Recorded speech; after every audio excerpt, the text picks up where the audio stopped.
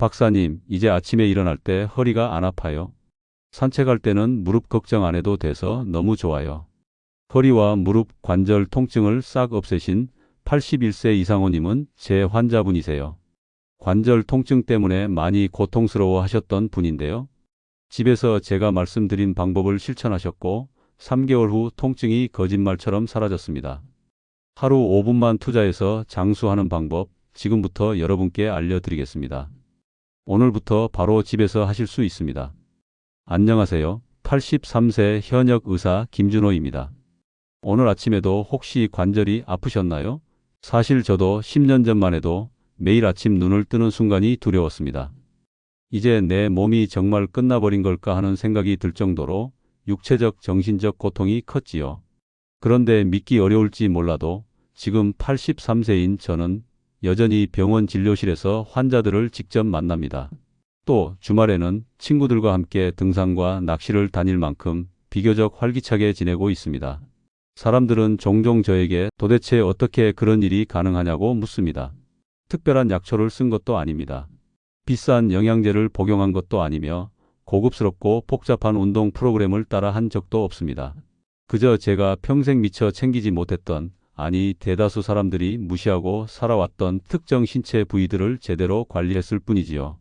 이야기를 시작하기 전에 아주 솔직하게 말씀드리고 싶습니다. 대부분의 사람들은 70대나 80대에 접어들면 많은 것을 포기합니다.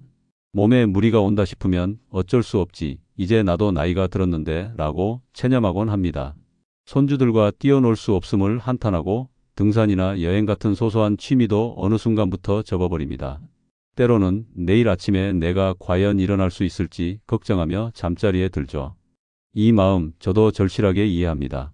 그러나 제가 50년 넘는 세월 동안 의사로 살아오면서 깨달은 사실은 나이 들면 어쩔 수 없는 거라고 여겨왔던 것들을 얼마든지 바꿀 수 있다는 것입니다. 건강하게 오래 사시는 분들을 유심히 살펴보면 모두 특정 신체 부위를 집중적으로 관리한다는 공통점이 있었습니다. 이 부위들이 어떤 부분이며 어떻게 관리하는지 알게 된다면 70대나 80대, 심지어 그 이상이라 해도 결코 늦지 않을 것입니다. 이미 늦었다고 생각하실 수도 있습니다. 아유, 나는 벌써 70 중반인데 이제 와서 뭘 바꾼다고 달라지겠어 하고 말이죠. 절대 그렇지 않습니다. 저는 83세로서 제 경험과 주변의 임상 사례를 통해 말씀드릴 수 있습니다. 기적 같은 개선은 생각보다 아주 가까이에 있고 심지어 간단한 방법으로도 충분합니다. 그러니 끝까지 제 이야기를 들어주세요. 그리고 더 많은 건강 비결을 알고 싶으시다면 꼭 이 채널을 구독해 주세요. 알림 설정까지 해두신다면 다음에 제가 말씀드릴 소중한 건강 팁을 놓치지 않고 받아보실 수 있습니다. 잠시만요. 제가 50년간의 의료 경험을 통해 찾아낸 그 놀라운 건강 비밀을 공개하기 전에 요즘 분들이 가장 궁금해하는 점을 짚어보겠습니다. 바로 인체가 사실상 하나로 연결된 길과 같다는 사실입니다. 마치 도로의 교차로처럼 전체 건강에 결정적인 영향을 미친다는 점이 핵심이지요. 제가 발견한 4가지 신체 부위는 다음과 같습니다. 발, 겨드랑이, 허벅지 안쪽, 등과 두피.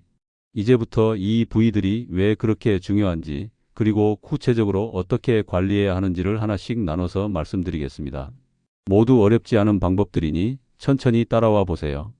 첫 번째는 발입니다. 발은 매일 수많은 활동을 통해 우리를 움직여주는, 어찌 보면 우리 몸의 뿌리 같은 존재입니다. 하지만 대부분의 사람들은 발을 특별히 관리하지 않습니다. 어차피 맨날 걷는 거니까 그냥 씻기만 하면 되겠지라고 쉽게 여기는 분들이 많죠. 하지만 발에는 7,000개 이상의 신경 말단이 존재합니다. 이는 우리의 내장 기관과도 밀접하게 연결되어 있습니다. 동양의학에서 말하는 경락 개념이 대표적이고 서양의학도 이제 발바닥 반사구와 장기와의 상관관계를 인정하고 있지요. 제가 의대생들에게 자주 하는 말이 있습니다. 발은 제2의 심장이다. 발은 단순히 몸의 무게를 지탱하는 기둥이 아니라 심장과 함께 혈액을 온몸으로 공급하고 해소하는 데 큰 역할을 담당합니다. 이런 발을 제대로 관리하면 심혈관 건강이 좋아질 뿐 아니라 혈압이 안정되고 심지어 숙면을 취하는 데도 많은 도움이 됩니다. 그렇다면 발을 제대로 관리한다는 것은 정확히 어떤 걸 의미할까요? 제가 50년간 연구하고 임상 현장에서 환자들에게 전수해온 4단계를 소개합니다. 1. 따뜻한 물에 30분 조격하기. 물 온도는 약 40도 정도, 체온보다 약간 높은 정도가 좋습니다. 너무 뜨거운 물을 사용하면 피부가 손상될 수 있으니 주의하세요. 물에 소금 한 줌을 넣으면 부종 완화에 더욱 효과적입니다. 30분간 조격만 해도 발의 혈관이 확장되고 전신 혈액순환이 촉진됩니다. 2. 발바닥 부드럽게 마사지하기. 발바닥에는 장기와 연결된 반사구가 존재합니다. 손가락 끝으로 발바닥을 원 그리듯이 마사지해 주세요. 아침에 일어나서 그리고 잠들기 전에 5분씩만 해도 소화 기능 개선, 숙면에 큰 도움이 됩니다. 3. 발가락 사이까지 꼼꼼히 세척 후 완전히 건조하기. 발가락 사이는 습기가 많은 곳이라 균이 번식하기 쉽습니다. 부드러운 수건이나 면봉으로 사이사이를 완전히 말려주는 것이 중요합니다. 당뇨병이 있으신 분들은 반드시 이 과정을 더 철저하게 해주세요. 작은 상처가 크게 번질 수 있습니다. 4. 보습 크림과 미끄럼 방지 신발 사용하기. 노년기에는 피부가 건조해지므로 목욕 후 풋 크림이나 보습제로 발을 부드럽게 관리하세요. 집 안에서도 미끄럼 방지 슬리퍼를 착용하세요. 맨발로 딱딱한 바닥을 오래 걷는 건 발 건강에 좋지 않습니다. 실제 제가 진료실에서 만났던 71세 환자 중 한 분은 발에 굳은 살과 염증 때문에 일상생활이 어려울 정도였습니다. 하지만 위 4가지 단계를 3개월간 꾸준히 실천하고 미끄럼 방지 신발로 바꾸었더니 아침에 일어날 때 통증 없이 일어서게 되었다고 하더군요. 발 관리는 이렇게 간단하면서도 강력한 효과를 지니고 있습니다. 만약 여러분이 너무 늦은 거 아닐까 라고 생각하신다면 이 영상을 보는 순간이 가장 빠른 때일 수도 있습니다. 내일 아침부터 시작해 보세요. 두 번째는 겨드랑이입니다. 겨드랑이는 흔히 땀이 나는 곳, 냄새를 관리해야 하는 곳 정도로만 여겨지지만 사실은 우리 몸의 자연 해독센터라고 할 수 있습니다. 왜냐하면 겨드랑이에는 중요한 림프절이 약 20개 이상 모여 있어 혈액 속의 독소를 제거하고 백혈구를 만들어내는 면역 기능이 핵심이 되기 때문이지요. 겨드랑이 관리라고 하면 많은 분들이 향수가 든 스프레이나 강력 데오드란트로 땀샘을 막아버리는 방법을 떠올립니다. 그러나 문제는 땀샘이 막히면 독소 배출이 어려워지고 그 독소가 오히려 몸속에 축적될 수 있다는 점이죠. 그렇다고 아무 처치 없이 두면 냄새와 세균 번식이 걱정됩니다. 이때 우리가 생각해야 할 것은 자연스러운 흐름을 해치지 않는 관리입니다. 제가 50년 동안 환자들에게 전수해 온 겨드랑이 관리 4단계는 다음과 같습니다. 1.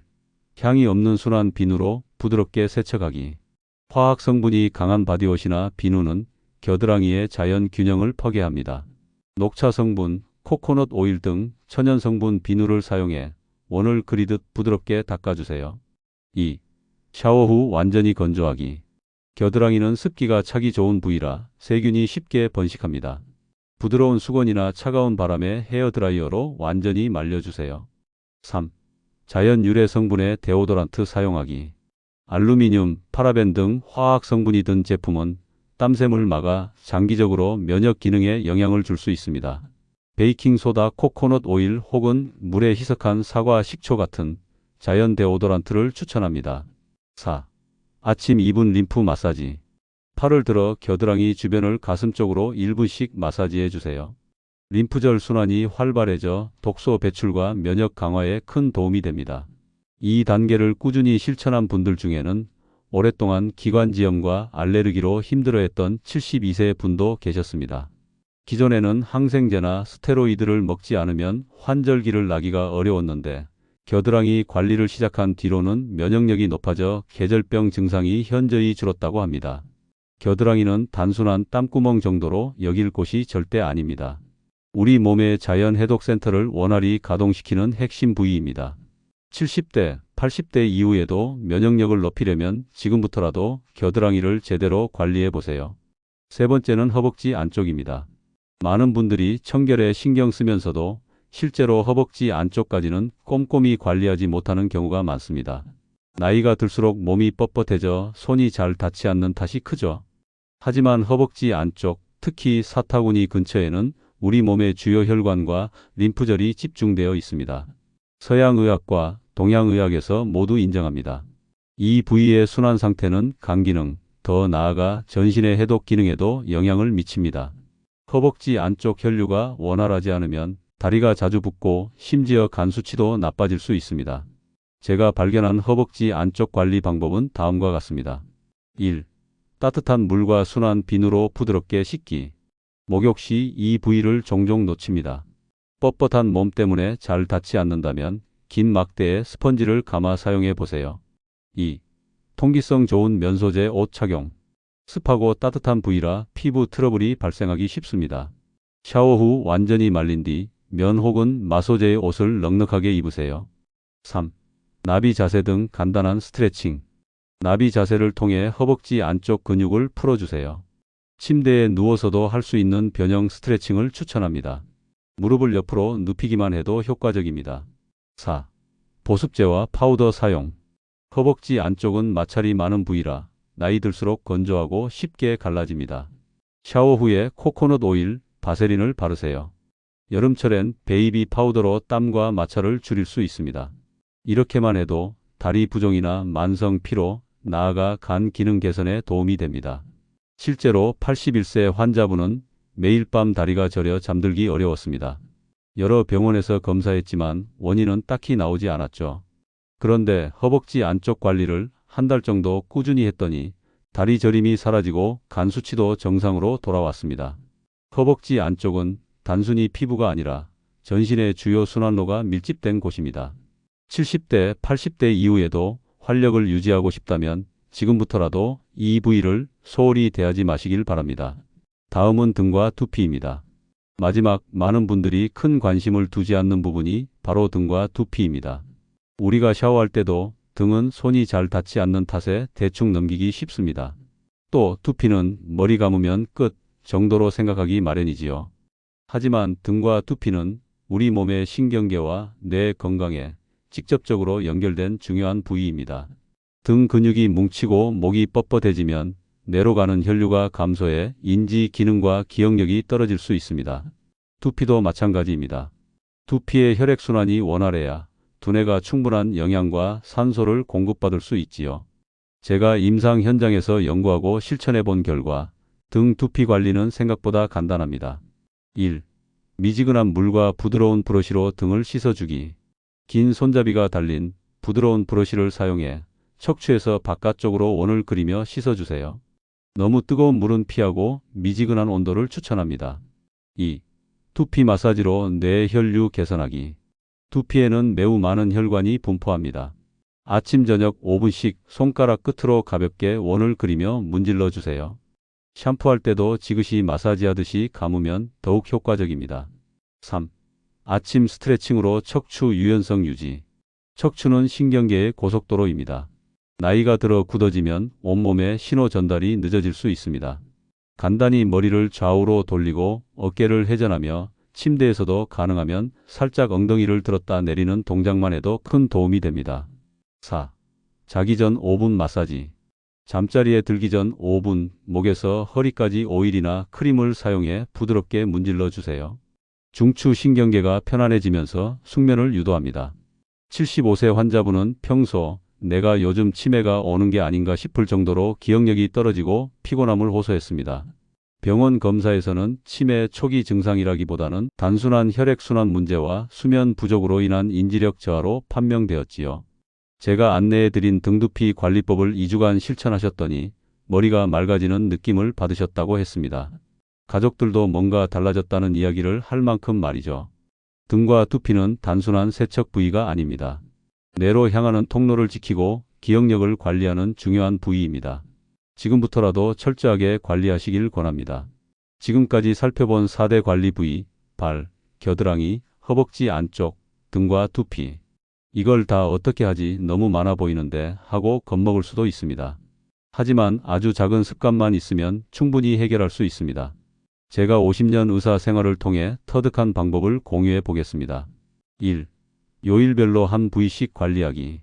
월요일 발 관리, 수요일 겨드랑이 관리, 금요일 허벅지 안쪽 관리, 일요일 등과 두피 관리. 나머지 날은 일상적인 세척만 유지하면 됩니다. 이렇게 하면 한 번에 모든 걸 바꾸려는 부담을 덜 수 있어요. 2. 각 부위당 5분의 기적. 한 부위에 단 5분만 투자하세요. 우리 모두 5분 정도의 여유는 만들 수 있습니다. 설령 TV를 보는 중간이나 잠자기 전 혹은 아침에 일어나서라도 5분은 가능합니다. 3. 새 습관을 기존 일과에 연결하기. 예를 들어 아침 커피를 마실 때 발바닥 마사지를 하고 TV 뉴스를 볼 때 허벅지 스트레칭을 하는 식입니다. 샤워할 때 등과 겨드랑이, 두피를 세심하게 관리하고 잠들기 전 겨드랑이, 림프 마사지를 가볍게 해주세요. 이처럼 특정 행동과 새 습관을 연결하면 훨씬 지키기가 수월합니다. 4. 조금씩 바꾸는 힘을 믿으세요. 지금은 너무 늦은 것 아닌가 라고 생각하기 쉽습니다. 그러나 저 자신도 83세 현역 의사로서 70대, 80대에 처음 이 관리법을 실천하고 완전히 달라진 분들을 여러 번 지켜봐 왔습니다. 81세 김정혜님은 6개월 만에 혈압약을 절반으로 줄였고 10년간 불면증에 시달리던 것도 해결했습니다. 83세 박상호님도 이 방법으로 지팡이 없이 걸을 수 있게 되었고 손주와 함께 공원을 산책할 수 있었습니다. 결국 핵심은 작은 변화가 인생을 완전히 바꿀 수 있다는 사실입니다. 여러분, 저는 83세의 현역 의사입니다. 많은 분들이 박사님은 원래부터 타고난 체질이 아닐까요? 하고 물어보기도 합니다. 물론 유전적 요인이 완전히 없다고는 할 수 없겠지요. 하지만 저 역시 10년 전에는 관절 통증과 피로감, 마음 한구석의 우울감으로 하루하루가 힘들었습니다. 그저 제가 50년 넘게 현장에서 배운 이 4가지 부위 관리법을 스스로에게 적용했고 또 수많은 환자들에게 권했을 뿐입니다. 발, 우리 몸의 제2의 심장이자 7,000개 이상의 신경말단이 몰린 핵심 부위. 겨드랑이, 면역체계를 책임지는 자연해독센터, 림프절이 모인 곳. 허벅지 안쪽, 혈액순환과 간 기능까지 좌우하는 중요한 교차로. 등과 두피, 척추와 뇌를 연결해 인지, 기능과 활력을 결정짓는 통로. 이 4가지 부위를 제대로 관리하면 나이가 아무리 많아도 건강과 활력을 크게 되찾을 수 있습니다. 제가 주변 환자들을 통해 직접 목격해온 놀라운 사례들은 수없이 많습니다. 그러니 결코 늦었다고 생각하지 마시고 오늘부터 하나씩 시도해 보세요. 한 가지만 실천해도 몸이 점차 가볍고 편안해지는 느낌이 드실 겁니다. 작은 습관의 힘이란 정말 놀랍습니다. 하루하루 반복해서 쌓이다 보면 어느덧 스스로도 믿기 어려운 건강 증진 효과를 느끼게 되죠. 저는 그 기적 같은 과정을 수많은 환자들을 통해 확인했습니다. 눈앞에서 걸을 수 없던 분이 걸을 수 있게 되고 불면증으로 수십 년간 고생하던 분이 숙면을 취하게 되며 당뇨와 고혈압으로 약에만 의존하던 분들이 약 복용량을 줄이는 걸 직접 목격했습니다. 이 모든 것은 어려운 운동법이나 보조제 없이 우리 몸의 핵심 부위를 다루는 습관만으로도 충분했습니다. 그래서 저 역시 83세인 오늘까지도 이렇게 활기차게 환자들을 만나고 주말에 등산까지 할 수 있는 것이라 생각합니다. 이 영상이 도움이 되셨다면 구독과 좋아요 부탁드립니다. 여러분의 구독이 저에게 정말 큰 힘이 됩니다. 그리고 주변에 건강을 포기하시려는 노년분들이 계시다면 꼭 이 정보를 함께 나눠주세요. 우리가 조금만 더 내 몸에 관심을 갖고 이 4가지 부위의 건강을 지키려고 노력한다면 인생 후반전이 훨씬 더 편안하고 행복해질 수 있습니다. 마지막으로 제가 곧 준비하고 있는 다음 영상에서는 나이 들어도 기억력을 유지하고 뇌 기능을 개선하는 방법을 자세하게 소개해 드리려 합니다. 앞으로 더 심층적인 방법들과 제가 의학 현장에서 경험한 임상 사례를 곁들여 보다 풍성하게 전해드릴 예정입니다. 궁금하신 분들은 구독을 해두시면 좋을 것 같습니다. 언제나 말씀드리듯 여러분의 작은 클릭 한 번이 저에게도 큰 응원이 됩니다. 끝으로 우리 모두 건강한 하루를 보내시길 진심으로 기원하겠습니다. 이상 83세 현역 의사 김준호였습니다. 늘 곁에서 응원하겠습니다. 감사합니다.